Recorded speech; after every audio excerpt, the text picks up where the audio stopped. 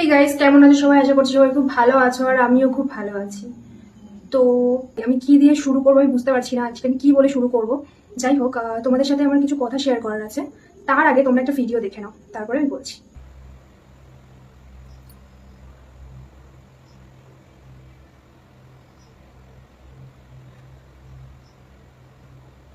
তো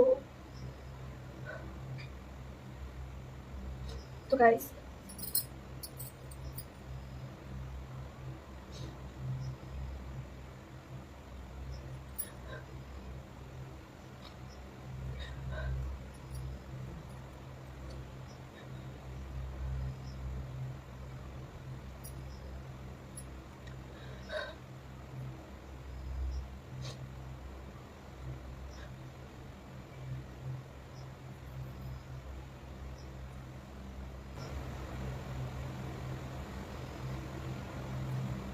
তো কিছুদিন আগে হঠাৎ করে আমার এফবিটা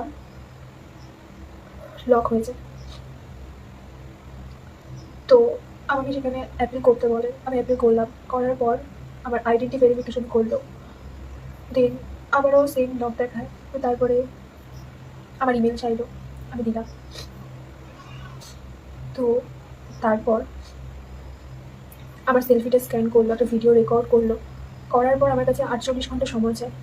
তারপর আমাকে একটা মেল করে ফেসবুক। তো সেখানে লিঙ্কে ক্লিক করে আমি আমার এফবিতে ব্যাক করতে পারি। ফেসবুকটা আনলক করেছিলাম আজকে। আজ প্রায় 15 দিন পর আমি আমার ফেসবুকটা আনলক করেছিলাম। দেন সকালে আনলক করার পর আমি খুব খুশি হয়েছিলাম। তারপরে হঠাৎ করেই এখন আমার আরেকটা মেল আসে আমার। তো সেই মেলটাতে এরকম দেওয়া আছে যে আমার এফবিটা সাসপেন্ড করা হয়েছে। 180 দিনের মধ্যে আমি যদি কোনো স্টেপ নিতে পারবো। তো সেখানেও অ্যাপিল করতে বলে। আমি আবারও অ্যাপিল করি। করার পর আমার আবারও একটা ভিডিও রেকর্ড হয়। আবার আমার মেলে কোড আসে, সেটা দিলাম, সাবমিট করলাম। করার পর আমার কাছে আবারও একদিন সময় চেয়েছে। যদি ওদের কমিউনিটির সাথে আমার কমিউনিটি ম্যাচ করে তাহলে আমার আইডিটা আমি ব্যাক পেতে পারি, আদারওয়াইজ আমার আইডিটা ডিসেবল হয়ে যাবে। তো আমি বুঝতে পারছি না কি হবে। ভগবানের কাছে প্রে করি যেন আইডিটা ফিরে আসে, কারণ অনেক কষ্ট করে আমি আইডিটাকে দাঁড় করিয়েছিলাম। এভাবে যদি আইডিটা নষ্ট হয়ে যায় আমি হয়তো মেনে নিতে পারবো না। যাই হোক, আমি জানি না কি হবে, বাট